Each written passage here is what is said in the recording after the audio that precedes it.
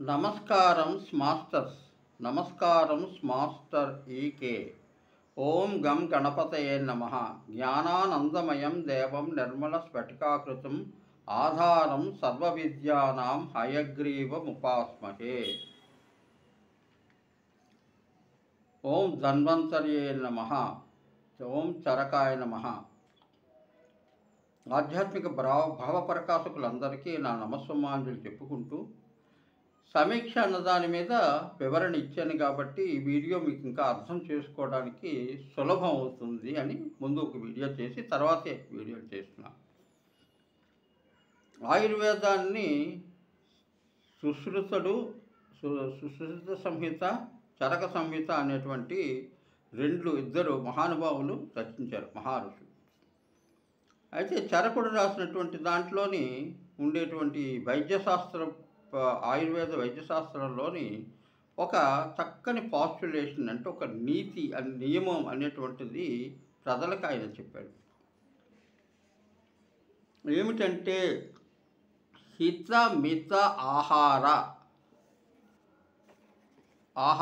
సేవిత, హిత మిత ఆహార సేవిత సమీక్షకారి.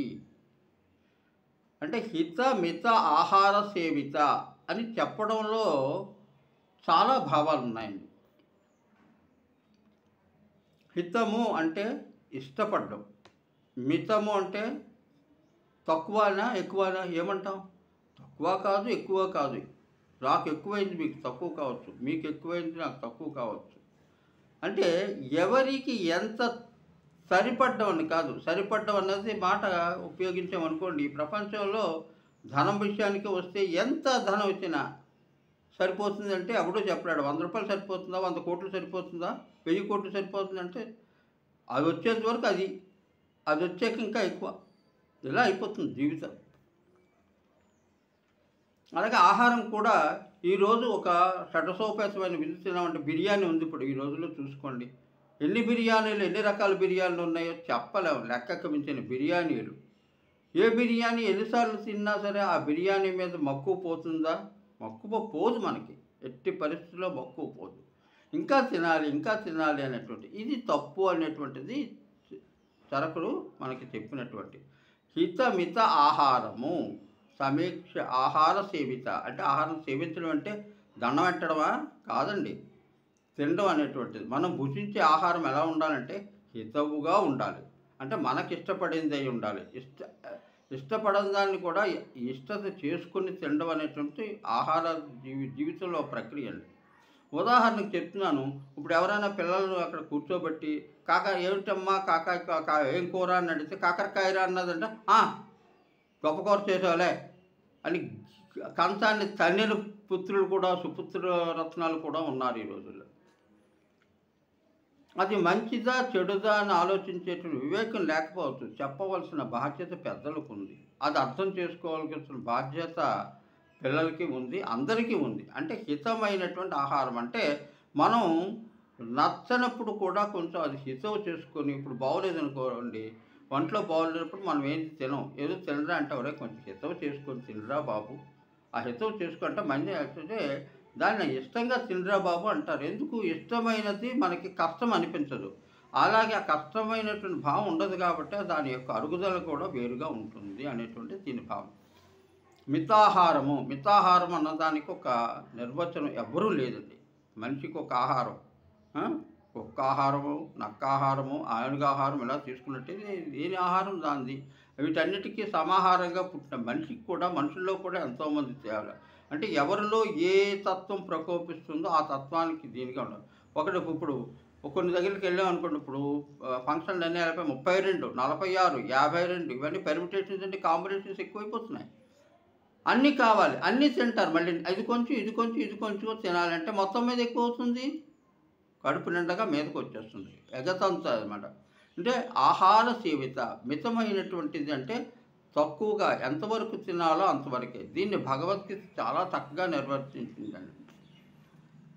అంటే మనము తినే పూర్తి ఆహారం ఏదైతే ఉందో, మన యొక్క జీర్ణాశయము నిండిన ఆహారం ఎంత ఉంటుందో దానికి సగం ఘన పదార్థం ఉండాలి, మిగతా సగంలో సగము నీరు, జలం ఉండాలి. ఇంకా మిగతాది గాలికి వదిలేయాలండి. అందుకే చర్నింగ్ ప్రాసెస్ అనేటువంటిది జరుగుతుంది కాబట్టి, ఆ చర్నింగ్ జరిగేటప్పుడు గాలి, నీరు తర్వాత ఘనము ఈ 3 కూడా నుంచి ఒక సంభాళించుకొని ఒక రకమైన ఇది అమాల్గమేషన్ అనేటువంటిది జరుగుతుంది. దానికి మనం అవకాశం ఇవ్వాలి. అందుకే ఈరోజు ఇష్టపట్టి తినేస్తున్నాం, నీరు తాగండి, నీరు తాగండి ఒకటి చెప్తాడు. కానీ నీరు కాదు ముఖ్యంగా ఇది ఆలోచించవలసింది. ఎంత ఇష్టమైన పదార్థమైనా మనం తగుమాత్రంగా తీసుకుంటే అది అరుగుదలకి నోచుకుంటుంది, లేకపోతే నోచుకోదు. ఆహార సేవత అంటే హితముగాను మితముగాను ఆహారం అంటే తగినంత మాత్రమే తినేవాడు సమీక్షకారి. అంటే ఇందాక మనం చెప్పుకున్నాం చూసారా, దీని ముందు ఒక వీడియో ఉంటుంది, పరిశీలించుకోండి. అంటే హార్డ్ వర్క్ చేయడానికి ఇష్టపడతాడు.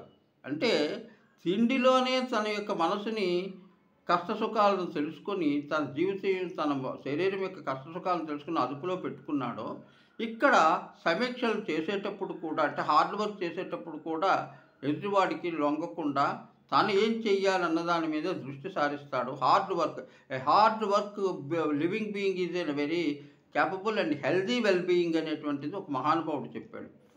ఎవరైతే కష్టించి పనిచేస్తారో, కష్టించి ఇష్టపడి పనిచేస్తారో వాళ్ళ యొక్క జీవితం వాళ్ళ యొక్క ఇది ఆరోగ్యపరంగా ఉంటుంది అంటుంది. ఇది ఈరోజు లేదు. ఈరోజు లేకే కదా అన్నీ తెచ్చుకున్న మెషిన్లు తెచ్చుకున్నాము, మిక్సీలు తెచ్చుకున్నాము, ఇంకా ఇదేంటి టీవీలు తెచ్చుకున్నాము, ఇంకెన్నెన్నో యంత్రపరికలు యాంత్రికంగా మనిషి జీవితాన్ని సాగిస్తూ చివరికి దేహాన్ని కూడా తంత్రం విడిచినటువంటి యంత్రం వలె ఏం చేస్తున్నారంటే ముక్కలు చేసి పారేస్తున్నారు. ముక్కలు అంటే దీనికి తగ్గట్టుగా అటు వైద్య ప్రక్రియ ఎలాగైంది, కాలుకొకడు, కన్నుకొకడు, చెయ్యికొకడు, ఇంకా ఉంటే కుడికాలు బొట్టన వేలుకొకడు, మధ్య వేలుకొకడు, ఇంకో దానికొకడు, ఇలా తయారైన ఆశ్చర్యపోనక్కర్లేదు. రాబోయే రోజుల్లో ఏం జరుగుతుందో అందు నుంచి ఏంటంటే ఇది చరకుడు ఆనాడే చెప్పాడు, హిత మిత ఆహార సేవిత సమీక్షకారి. దీన్ని కావాలంటే పరిశీలించి చూడండి. మీ జీవితంలో పరిశీలించకుండా ఏ విషయం ఆది శంకరాచార్యులు వారు ఏం చెప్పారంటే, ఏదైనా పెద్దలు చెప్పినా గురువులు చెప్పినా ఎవరు చెప్పినా సరే దాన్ని తరచి చూసి అందులో మంచి ఉంటే నువ్వు ఆచరించు, చెడు ఉంటే పక్కన పెట్టు, అది నీ యొక్క వివేచన బట్టి ఉంటుందని చెప్పాను. అలా మనం ఎందుకు చేయలేకపోతున్నామని ఆలోచిస్తుంటే ఆయుర్వేద శాస్త్రం యొక్క గొప్పతనం త్వరలో తెలియబోతుంది. దీని మీద కూడా అనేక వీడియోలు నేను ఒక ప్లానింగ్ చేస్తున్నాను. ఒక వైద్య ప్రక్రియ ఇదే మారిపోబోతుంది. 2030 వచ్చేసరికి ఈనాటి వైద్యాలు ఏవి కూడా మనలేవు. ఇది ముందుగా చెప్తున్న మాట, హెచ్చరిస్తున్నాను. వైద్యులకే కాదు, వైద్య శాస్త్ర విధులకే కాదు, విద్యను చదువుకుంటున్నటువంటి విద్యార్థులకు కూడా నేను హెచ్చరిస్తున్నాను. ఎందుకంటే ఏ ఒక్క వైద్య శాస్త్రం కూడా తన ఒంటరిగా బతకలేదు. అన్నీ కూడా ఒక దాంట్లో కలవవలసిందే. ఎందులో ఏది కలవాలన్నది ప్రపంచంలో ఉండేటువంటి ప్రకృతి నిర్ణయిస్తుంది. ఆ ప్రకృతి వైద్యం ఏదైతే ఉందో, ఆ ప్రకృతిలోనైన పంచభూత వైద్యం ఏదైతే ఉందో, ఆ పంచభూతాలకు లోనై ఎవరు వైద్యాన్ని చేస్తుంటారో వాళ్ళే రేపు నిలబడగలరు. రేపటి వైద్యులు వారే. ఇదే నేను చెప్పబోయేది. దీని గురించి ఇంకా వీడియోలు చేస్తానని చెప్పాను కదా. అందుకని హిత మిత ఆహార సేవిత సమీక్షకారంటే కష్టించి పని చేయండి. తినొద్దు అని అనలేదు. తిండి నీ కష్టాన్ని బట్టి నువ్వు తిండి తిను, నీ కష్టాన్ని బట్టి నువ్వు ఏది సేవిస్తావు అది సేవించు, కానీ అతి మాత్రం పోవద్దు. అతి సర్వత్ర వర్జియేత్ అనేటువంటి మాట చాలా ముఖ్యమైనది. లోకా సమస్త సుఖినో భవంతు. ఓం శాంతి శాంతి శాంతి.